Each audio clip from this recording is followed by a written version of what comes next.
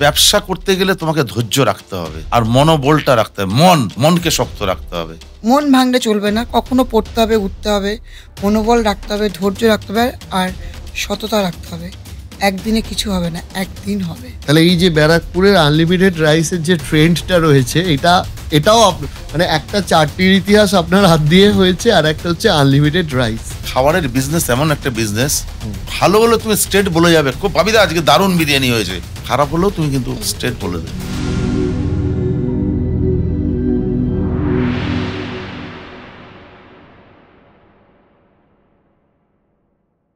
আজকে food business যেভাবে grow করছে, অনলাইন বিভিন্ন সোশ্যাল মিডিয়াতেও এগুলো ভাইরাল হচ্ছে, অনেক ছোট ছোট ছেলে মেয়েরা যাদের হাতে হয়তো বা বহু মানুষ যাদের হাতে হয়তো টাকা পয়সা নেই, আপনাদের সেই শুরুর দিনগুলোর মতো অবস্থা, তারা একটা যদি ভালো ব্র্যান্ড তৈরি করতে যায়, আপনি কি মনে করেন যে কি করা উচিত? ব্যবসা করতে গেলে তোমাকে ধৈর্য রাখতে হবে আর মনোবলটা রাখতে হবে, মনকে শক্ত রাখতে হবে। মন ভাঙলে চলবে না, কখনো পড়তে হবে, উঠতে হবে, মনোবল রাখতে হবে, ধৈর্য রাখতে হবে আর সততা রাখতে হবে। একদিনে কিছু হবে না, একদিন হবে। সততাটা সব থেকে কিন্তু বড় জিনিস। হ্যাঁ, বিজনেসে কিন্তু অনেস্টলি হচ্ছে সব থেকে বড় জিনিস। সে তোমার মহাজন বলো, শুধু আমি বললে হবে না, না আমি যে আমাকে যে মহাজন দেখবে সে কতটা অনেস্টলি হলে আমাকে লাখ লাখ টাকা, হাজার হাজার টাকা আমাকে সে ছেড়ে দিচ্ছে, তার মানে তার হেল্পটাও তো আমার দরকার। সবারই হেল্প ছাড়া সে আমাদের আউটে যারা আমাদের সাথে ব্যবসা করে তাদের সঙ্গে আমার ভালো বন্ডিং রাখতে হবে, যে সে আমাকে যে জিনিসটা আজকে বাকিতে দিচ্ছে কালকে আমার পেমেন্টটা করতে হবে। সে আমাকে হেল্প না করলে আমি এগোবো কি করে? একদমই। আমার স্টাফ পেমেন্ট ঠিক রাখতে হবে, মানে সবকিছু একটা সিঁড়ি আছে। তাহলে মেন্টালিটি আমার খুব অনেস্টলি হতে হবে। অনেস্টটা মেন। বিজনেস মানে হচ্ছে স্ট্রাগল, আর স্ট্রাগল মানে সাকসেস। এখানে কোনো শর্টকাট নেই, আর বিজনেসে কোনো শর্টকাট হয় না। আমি একদম বলছি একদিনে কিচ্ছু হবে না, কিন্তু একদিন ঠিক হবে।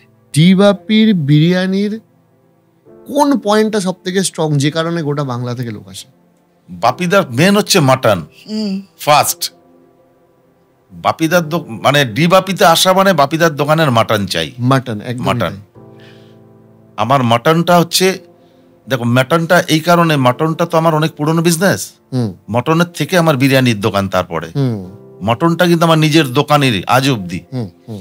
আর মটনটা আজও অব্দি আমি নিজে চোখে দেখে তারপরে মটনটা কোয়ালিটিটা কিন্তু আমি চেক করি, এটা কিন্তু আমার কাস্টমাররা জানে, এবং অনেক কাস্টমার আছে এখন আমার দোকান দিয়ে মাটন কিনে নিয়ে যায়। ওকে মাটনের ব্যাপারে কোনো মানে যারা মাটন কাটে ওকে তো বুঝাতে পারবে না, ও তো মাটন সম্বন্ধে ভালো জানে, কোন পিসটা যাবে, কোনটা কি হবে, রেয়াজি কোন সাইজ কি না, ও এটাকে নিজে হাতে এখনো মেনটেন করে। ওয়েট করা ও নিজে হাতে মেনটেন করে এগুলো। আর বিরিয়ানি মানে মাটন, হ্যাঁ স্বাভাবিক। তবে হ্যাঁ চিকেন চাপের আমাদের খুব নাম আছে। কৃষ্ণনগর বহরম থেকে দুজন ভদ্রলোক আসে, শুধু মাটন খেতে আসে। আচ্ছা, শুধু মাটন খায় বসে, 2 পিস 3 পিস 4 পিস মাটন খাবে, না রাইস খাবে না আলু খাবে, শুধু মাটন খেতে আসে। বাপিদার দোকানের মাংস এতটাই ফেমাস হয়ে গেছে। হ্যাঁ, এবং দোকান থেকে কাঁচা মাংস কিনে যায়, র মিট, যেটা আমার দোকানে কখন খুলবে বসে থাকে, দোকান খুলবে, দোকান থেকে মাটন নিয়ে যাবে, বহরমপুর নিয়ে যাবে, বহরম থেকে মাংস নিয়ে যায়। এখনো পর্যন্ত এরকম হয়েছে যে জেনারেশনের পর জেনারেশন কাস্টমার এসেছে? হ্যাঁ, কিরকম? ওই যে বলেছি না, বাবা ও স্টুডেন্ট, বিয়ে করেছে, তার ছেলে এখন বিরিয়ানি খাচ্ছে, এই তো জেনারেশন পর জেনারেশন আসছে। যারা আমার বাবারা ধরো ইয়েতে খেত, মোমবাতি জ্বালিয়ে খেত, ছেলেরা ঝাড়বাতিতে খাচ্ছে।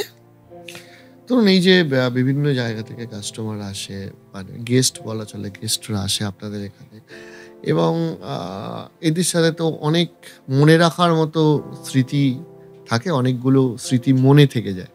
এরকম কিছু আপনাদের এক্সপিরিয়েন্স আছে যেটা এখনো মনে পড়ে? আজকেই এসছে দোকানে, 88 বছর বয়স, বাবা তোমার দোকানের বিরিয়ানি খাবো, এরম ভাবে হাত নাচিয়ে বলছে। একটা ছেলে আর মেয়ে খেতে আসতো, একজন দুজন বাচ্চা, দুজন খেতে আসতো, ওরা এসে প্রেম করতো আমার দোকানে, এবার বিরিয়ানি খেত। এখন ওদের ছেলে মেয়েদেরকে নিয়ে আসে, যে দেখ এখানে বসে আমরা, দোকান থেকেই আমার দোকান থেকেই প্রেম, সম্বন্ধও হয়ে গেছে, বিয়ে করে।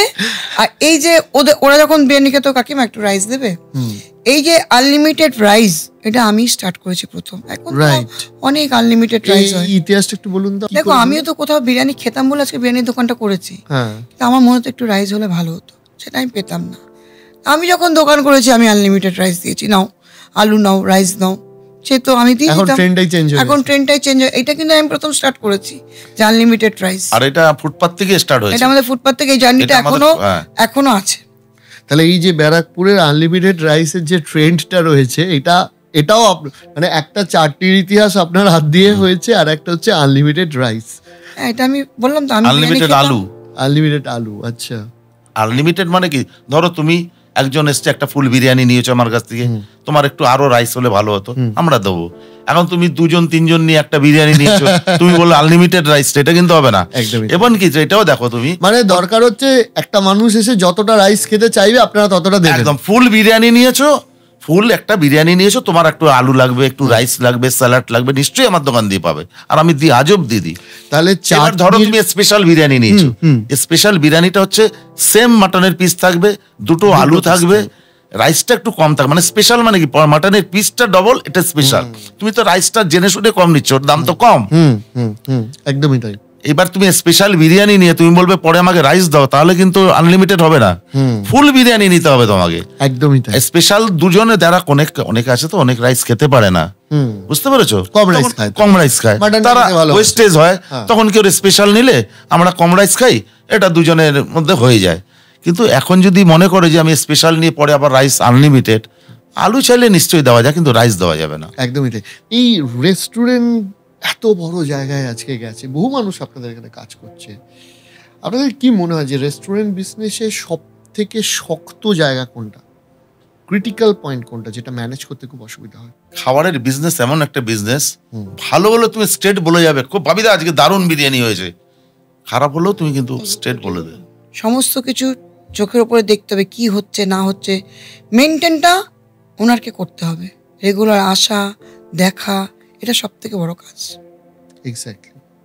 এবং ধরুন এই যে এতগুলো মানুষ কাজ করছে, তাদেরকে সঠিকভাবে ট্রেনিং দেওয়া, বা আপনারা কি চাইছেন আপনাদের কথা মতো যাতে তারা কাস্টমারদের সার্ভিস দিতে পারে, হ্যাঁ সেটাও তো বোঝাতে হয়, সেটা দেখতে হবে, যে ফলো করতে হবে এটা ওনারকে, যে আমার স্টাফরা কি কাস্টমারদের সাথে সার্ভিসটা ঠিক আছে কিনা, যেটা চাচ্ছে সেটা দিচ্ছে কিনা, ব্যবহারটা ঠিক আছে কিনা, এগুলো মালিককে দেখতে হবে। এটা হচ্ছে সব থেকে বড় শক্ত কাজ।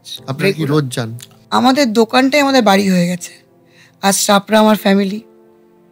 এখন তো আমাদের বাড়ি মনে হয় কম থাকি আর দোকানে বেশি থাকি। তো এই তো গেল আপনাদের কথা, এবার একটু আমাদের কথায় আসি।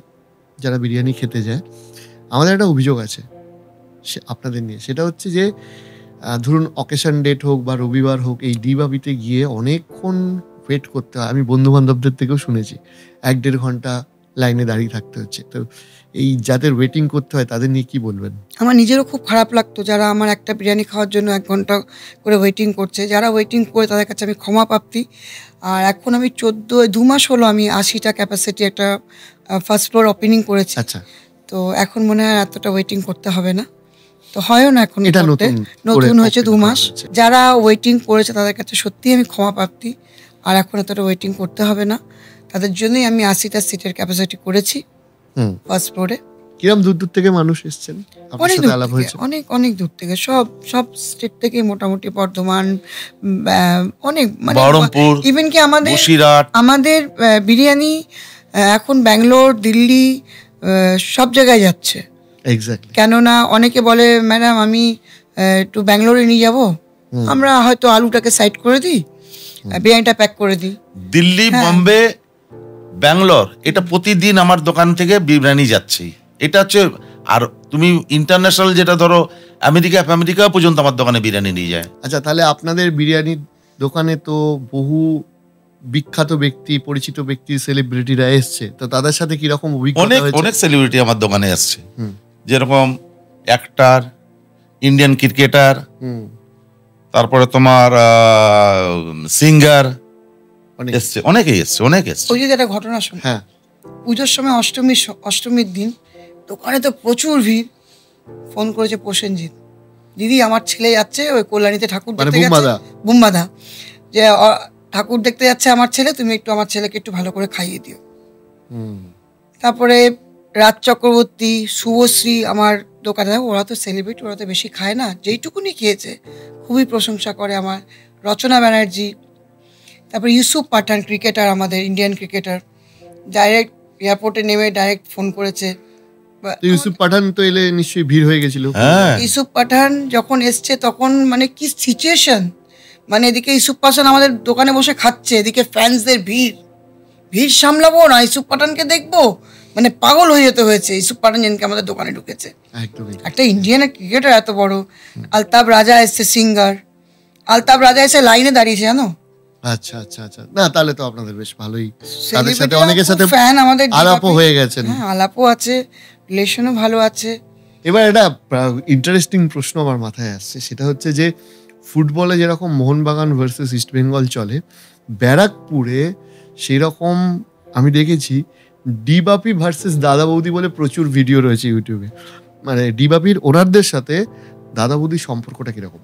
না না, ওদের সাথে আমাদের খুব হেলদি রিলেশন, খুব গুড রিলেশন। হ্যাঁ, এটা একটু বলুন তো গল্পটা।